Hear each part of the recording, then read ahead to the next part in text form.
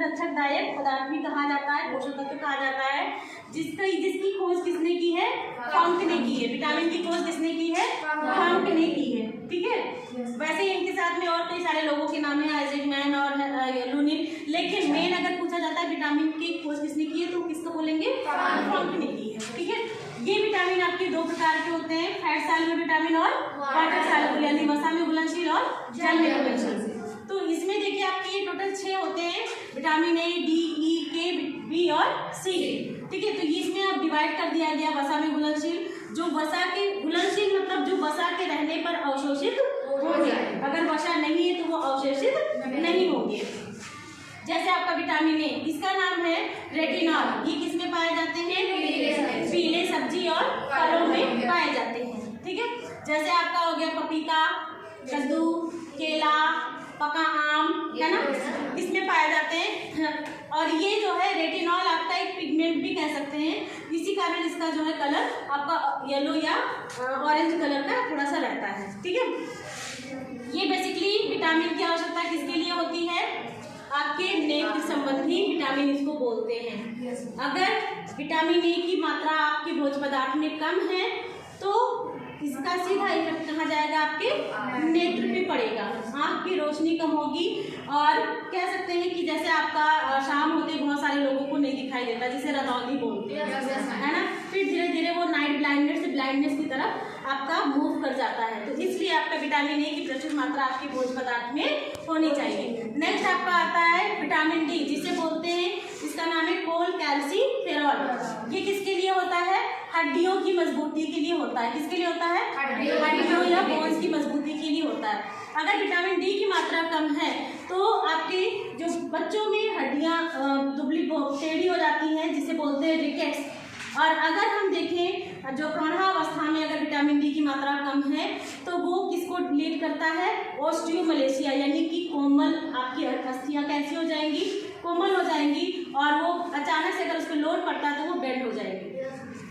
खास करके ऐसी प्रॉब्लम्स देखी जाती हैं जो मुस्लिम लेडीज होती हैं, है ना, वो जब मैक्सिमम प्रेगनेंसी, अब तो खैर ये चीज़ें कम हो रही हैं, लोग परिवार नियोजन को फॉलो कर रहे हैं, बट पहले की कंडीशन में क्या होता था कि 10-10, 12-12 प्रेगनेंसीज होती थी, हिंदू में भी होती थी, तो वो उन महिलाओं में आपके विटामिन डी, कैल्शियम इनकी जो है कमी हो जाती थी। तो इस कारण से उनकी हड्डियाँ लोच हो जाती थी, और ज़रा सा भी झटका अगर उस पर ओवरवेट हुआ तो फ्रैक्चर होने के चांसेस रहते हैं। अच्छा, इसी को अगर देखा जाए विटामिन डी की कमी से एक और होता है, उसको बोलते हैं ऑस्टियोपोरोसिस, जो कि आपके एक वृद्धावस्था में होता है। उसमें क्या होता है कि बोन्स जैसे ऐसे हैं और बोन्स में जगह जगह पे पोर्स हो जाते हैं, छिद्र हो जाते हैं।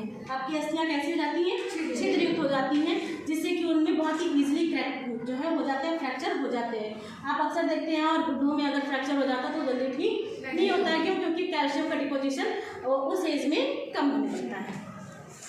नेक्स्ट आपका आता है विटामिन ई, जिसे हम बोलते हैं टोकोफेरॉल। इसे फर्टिलिटी विटामिन भी बोलते हैं। क्या बोलते हैं? फर्टिलिटी विटामिन भी बोलते हैं। क्यों? क्योंकि ये जो है आपको वो कहते हैं बांझपन, किसी को जब बच्चा नहीं होता है तो उसे लोग क्या गांव में कहने लगते हैं कि ये बांझ है ना, वो बांझपन आपका वो किस विटामिन की कमी के कारण अक्सर होता है? ये विटामिन ई यानी टोकोफेरॉल की कमी के कारण होता है। कौन सी बीमारी होती है? इनफर्टिलिटी या बंध्यता इसे बोलते हैं, इनफर्टिलिटी या फिर बंध्यता बोलते हैं। ठीक है, इसमें वही कि प्रेगनेंसी नहीं होती है, आपके जो अंड का निर्माण होता है वो वीक हो जाते हैं, है ना। और ये किसमें पाए जाते हैं? बेसिकली देखा जाए तो ये किसमें पाए जाते हैं? जितने आपके अंकुरित अनाज हैं, जैसे चना आप नॉर्मल खा रहे हैं तो उसमें उतना नहीं है, होता है, लेकिन जब वो अंकुर बन जाता है, जब उसके हम भिगा के रख देते हैं ना, दूसरे दिन खाते हैं तो जर्मिनेट कर जाता है चना, उसमें अंकुर निकल आते हैं। तो जो उसका अंकुर होता है, उस अंकुर में आपके विटामिन ई की मात्रा प्रचुर अमाउंट में होती है। इस कारण हम लोग को अंकुरित अनाज खाना चाहिए। ठीक है, नेक्स्ट आपका आता है विटामिन के, जिसे हम फाइलोक्विनोन या नैप्थोक्विनोन भी बोलते हैं। फाइलोक्विनोन या नैप्थोक्विनोन दोनों में से कोई भी नाम आता है तो विटामिन के ही उसको समझेंगे। ठीक है, अच्छा, इसका क्या, अगर इसकी कमी हो जाती है तो क्या प्रॉब्लम होती है? ब्लड का जो थक्का बनना होता है वो बनना बंद हो जाता है, या कह सकते हैं कि उसकी स्पीड स्लो डाउन हो जाती है। अगर कहीं चोट, अब उससे नुकसान क्या होगा हमें कि अगर कहीं चोट लग गई है तो फिर ब्लड अगर बहने लगा तो वो बहता ही रह जाएगा, ठीक है। बंद जल्दी नहीं होगा, थक्के बहुत देर में जमेंगे, तो इससे क्या होगा कि जो आपके इसेंशियल ब्लड हैं जो नहीं बहने चाहिए तो वो भी ज़्यादा बह जाएंगे। इससे क्या होगा फिर आपके शरीर में खून की कमी हो जाएगी। तो इसलिए विटामिन के, फाइलोक्विनोन की ज़रूरत आपको होती है, ठीक है। यह आपके फ्रूट्स और वेजिटेबल्स में प्रचुर मात्रा में पाए जाते हैं। अच्छा, तो ये समझ में आ गया आपको फैट सॉल्युबल विटामिन। अब आते हैं हम वाटर सॉल्युबल विटामिन या जल में घुलनशील विटामिन की बात करें तो इसमें देखिए मैंने यहाँ पे बताया आपको कि ये विटामिन बी और विटामिन सी। विटामिन सी का नाम है एस्कॉर्बिक एसिड। विटामिन बी के कई सारे सेगमेंट हुए इसलिए उनको बोलते हैं विटामिन बी कॉम्प्लेक्स। क्या बोलते हैं? B complex. कॉम्प्लेक्स में होता है एक समूह, विटामिन का समूह, विटामिन बी का समूह। ये आपके देखिए B1 से लेकर B12 तक के इनके सेगमेंट डिवाइड किए गए हैं, लेकिन इसमें से सारी विटामिन के सेगमेंट बी के हमको नहीं आवश्यक है। कुछ हमारे पशुओं के लिए आवश्यक है, कुछ हमारे शरीर में इटसेल्फ उनका निर्माण होता रहता है, ठीक है। जैसे आप देखिए विटामिन B1 यानी कि थायमिन, थायमिन की कमी से कौन सा रोग होता है? B1 की कमी से बेरी, कौन सा रोग होता है? बेरी, ठीक है। ये आपके दो तरह के होते हैं, वेट बेरी और ड्राई बेरी, यानी कि उसको इंग्लिश में भी आप बोल सकते हो वेट बेरी और ड्राई बेरी, सूखा रोग जिसको हम बोल सकते हैं, सूखा बेरी, ठीक है। फिर आपका नेक्स्ट आता है विटामिन B2 राइबोफ्लेविन। ये आपका अगर इसकी कमी हो जाती है तो अक्सर आपने देखा होगा कुछ लोगों के थोड़े से एज होते हैं, यहाँ साइड में कट जाते हैं, होंठ के साइड से कट जाते हैं, है ना। या फिर पेट में आपके अगर जीभ पे छाले पड़ते हैं तो डॉक्टर क्या बोलता है? बिकासूर खा लो। अक्सर लोग बोलते हैं बिकासूर खा लो। तो मतलब क्या है कि आपकी B2 की कमी हो रही है, ठीक है। तो इसके लिए अगर हम ब्रेड, ईस्ट ये सब ले रहे हैं, है ना, प्रचुर मात्रा में, तो उससे हमारा इसकी रिक्वायरमेंट फुलफिल हो रही है। वैसे आपको बता दूं कि जो चावल है, ईस्ट है ना, गेहूँ है, ये सब जो है आपके सारे विटामिन B9 तक लगभग आपके रिच होते हैं। अगर आपने और होल ग्रेन मतलब पॉलिश अनाज लेने की बजाय अगर हम समूचा अनाज खा रहे हैं, होल ग्रेन ले रहे हैं, तो हमारे लिए ज़्यादा फायदेमंद होता है। जैसे मैंने आपको एक बार बताया कि चावल, हम लोग कैसा चावल खाते हैं? पॉलिश्ड, देखने में वाइट मोटे जैसे चमकते हुए, बट उसमें प्रॉब्लम क्या है? वो हमें नहीं खानी चाहिए। क्यों? क्योंकि जो हमारा धान है, ठीक है, पैडी के अंदर चावल होता है। अच्छा, आप लोग ने कभी धान को ऐसे हटा के देखा है? भाई चावल जो आपने बनाते हैं वो तो व्हाइट कलर का है, सिंपल चमकता हुआ, बट उसमें जब धान को आप कभी छीलते हैं अपने हाथ से तो आप दोनों चावल में अंतर देखते हैं, वो थोड़ा सा येलो गंदा सा होता है और ये व्हाइट कलर का चमकता हुआ होता है। तो धान वाला जो चावल होता है वो थोड़ा गंदा सा होता है। क्यों? क्योंकि ये धान है, ठीक है, और धान के अंदर ये चावल है, ठीक है। अब आप धान को हटा दो, अब इसके चावल के ऊपर एक हल्की सी लेयर होती है, उसको आप नेल्स से जब खुरचोगे, है ना, जब उसको नेल से खुरचना तो उसमें आपको आपके नेल्स में कुछ चीज़ भर जाएगी, पाउडर जैसा, थोड़ा गीला जैसा। जो वो आपको लेयरिंग आपको दिखाई दे रही है वो आपका सारे विटामिन बी का बहुत ही बढ़िया स्रोत होता है, ठीक है। तो हमें सिंपल चावल या पॉलिश्ड चावल की जगह पे कैसा चावल यूज़ करना चाहिए? सेल्हा चावल यानी जिसे हम हिंदी में लोकल लैंग्वेज में बोलते हैं भुजिया चावल, जो पीला चावल। उसको बनाने का क्या तरीका होता है कि आप धान लेते हैं, रात भर भिगाते हैं, फिर सुबह हल्का सा उसे बॉयल करते हैं और फिर धूप में डाल देते हैं। अब उससे क्या हुआ कि जो ये लेयरिंग मैंने बताया ना आपको, ये लेयरिंग इसके अंदर फिक्स हो जाती है। अब इसको आप चाहे जितना वॉश करेंगे लेकिन ये आपका विटामिन बी की मात्रा कम नहीं होगी, ठीक है।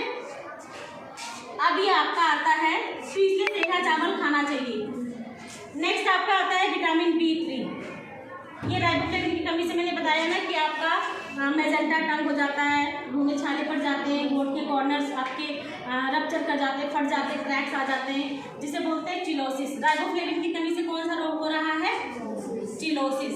याद रखिएगा, ये सब क्वेश्चन आपके आ सकते हैं। नेक्स्ट आपका आता है B3 नियासिन। जिसे हम बोलते हैं पेलेग्रा। नियासिन की कमी से कौन सा रोग होता है?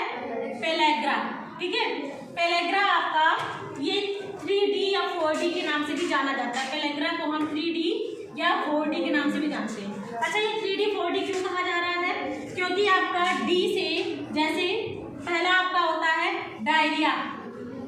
डायरिया जानते हैं ना आप लोग, दस्त जो होता है डायरिया। ठीक, फिर होता है आपका डर्मेटाइटिस। जब ज़्यादा पानी निकल जाएगा तो क्या होगा, आपकी स्किन में प्रॉब्लम आ जाएगी, उसको हम बोलेंगे डर्मेटाइटिस।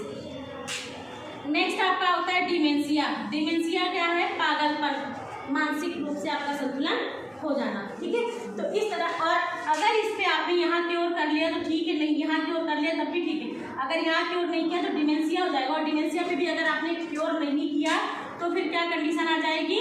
डेथ। क्या हो जाएगी?